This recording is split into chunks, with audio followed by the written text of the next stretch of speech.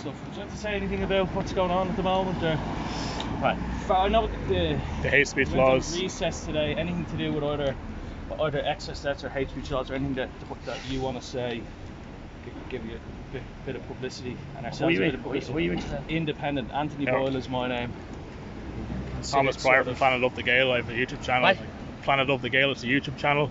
Planet Up the Gale. Planet Up the Gale, yeah. So we would be considered, Mattie, to be sort of far right, that type of stuff. Yeah. We've questions to do with the immigration policy and stuff like that. We're sick of being called racists. Yeah. Sick of that type of stuff. So listen, I know we're just ordinary Irish people. If you would like to have a few words. Briefly, so we'll start filming. So. Yeah, I'm already filming now. Oh, sorry, filming. Yeah. So thanks for having a chat with us, Mattie. We were, can you tell us what's going on in the political sphere here? What's the main sort of zeitgeist, psyche? What's the main concerns, and what policies are you trying to change in Ireland today? Well, first of all, I'm trying to ensure that technically I'm elected for the time being and represent my people.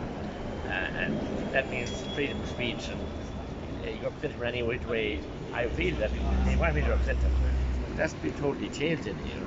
Our system is being nobbled and cobbled, and the hate speech legislation is intended to muzzle not only us, but muzzle all right-thinking people to have the right to freedom, which people died for 100 years ago. We had a celebration last Sunday, which I didn't attend, for people lost their lives in the Civil War. It's a mockery. Our leaders are celebrating, commemorating our patriotic day, but they're actually taking away the very freedom that we fought for. We have it in so many ways now. I just spoke an hour ago about the whole situation regarding biodiversity and the re-wetting of land and farmland being re-flooded. Men and women and families strove for decades to drain that land to produce food, to eke out a living, and also to produce food for our country.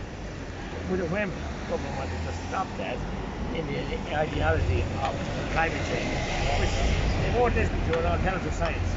I was privileged yesterday to meet three retired scientists of very eminent nature who have the alternative, who have the accurate science, but they're being demonized, they're getting the hate mail, they're being cancelled. And some of these work for corporate organizations, and many of their colleagues down in corporate organizations can't give their honest assessments, appraised them scientifically, because it doesn't suit the narrative. It's a kind of measure of control that's going on. They won't have any free speech before ever the legislation came in to allow us to speak and contest this whole climate change issue. There may be some climate change, but it's ever so slight. But what it is really is the undeveloped part of the world have really come together with the United Nations and have a majority and monopoly there, and they're trying to take from us the developed side. And I'm talking about big conglomerates. I have no time for them. I'm talking about ordinary people producing food to feed their families and feed our people. If we keep going this way, we'll have a food shortage, and we can't speak about it. Then come on to the migration. We look at the census today and the huge increases. It's all the more reason we should be upping our food production and ensuring that we have a basic sustainability and that we are able to feed ourselves and also export the best food that we have in Ireland.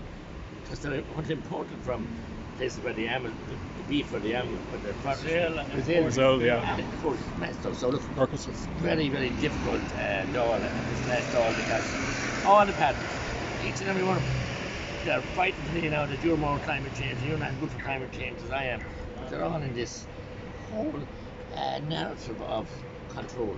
You can't speak about immigration policies, you can't question it, you can't speak about climate change, you're a climate denier.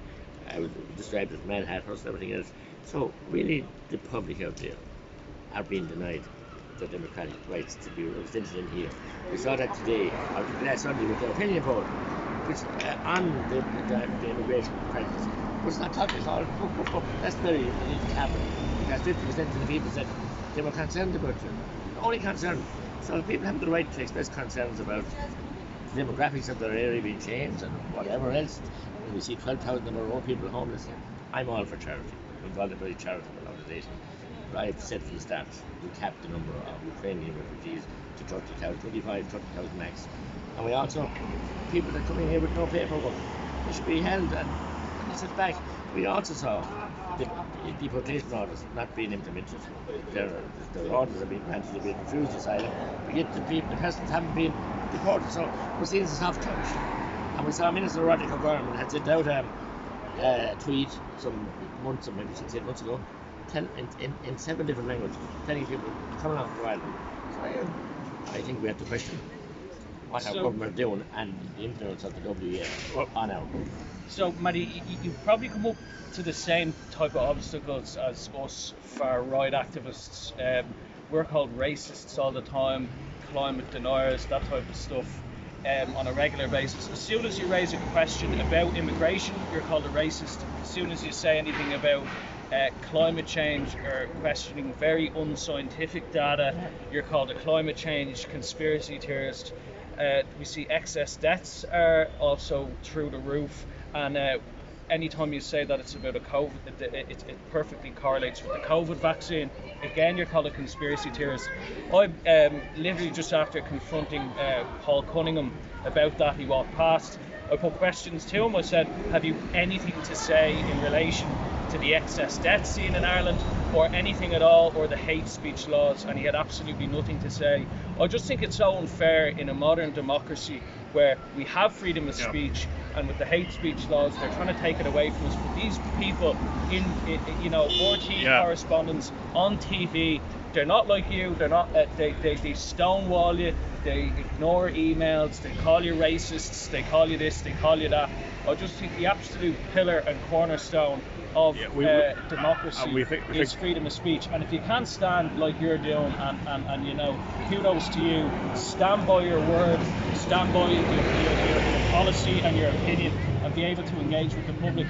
I think we're going down a very slippery slope. And I was just watching the Oireachtas TV. I think it was the Cllr put a recess to it. I think you were called an organic farmer. My colleague. Or sorry, your colleague was called an organic farmer or not.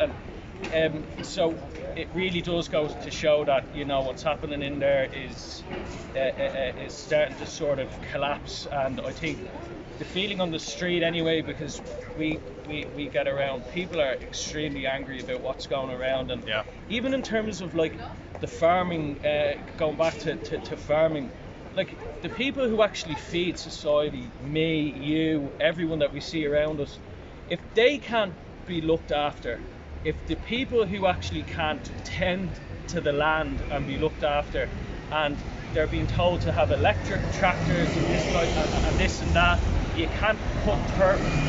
And just an interesting statistic is China fire up on average a coal-fired electrical generation station once a week, so to no end. So you know. Yeah, I understand totally where you're coming from. People are frustrated, but all I say is, look, people should challenge their own elected members, and especially challenge them when they come back looking for votes. In here, the situation of this whole debate today and the whole debate around climate, the people that have scientific facts are being demonised, and this has all been peddled out to one narrative. The world is on fire. Yet China, as you said, Brazil, and indeed America and Germany at the moment are opening coal mines. But we closed down our tough peat stations. We're importing peat from Latvia. We're importing coal from Poland, Germany. The whole thing is bonkers.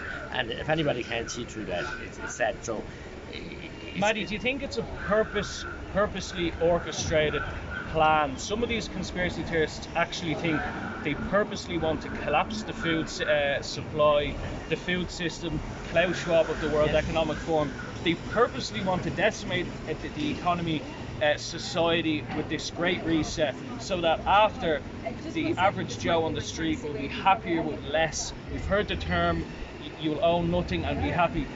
Is Eamon Ryan breaking the system down so that globalists can actually come in and rebuild it in their own way, you know, with the likes of BlackRock, massive corporations? Is there a bigger global plan going on that the likes of Eamon Ryan, Stephen Donnelly and those in charge in this government, do you think that there's greater powers that be evil strings that are being pulled here and we're powerless to stop it? I'm on record a number of times at this stall of challenging who is tarnished and now Taoiseach for Alcar, who's he representing?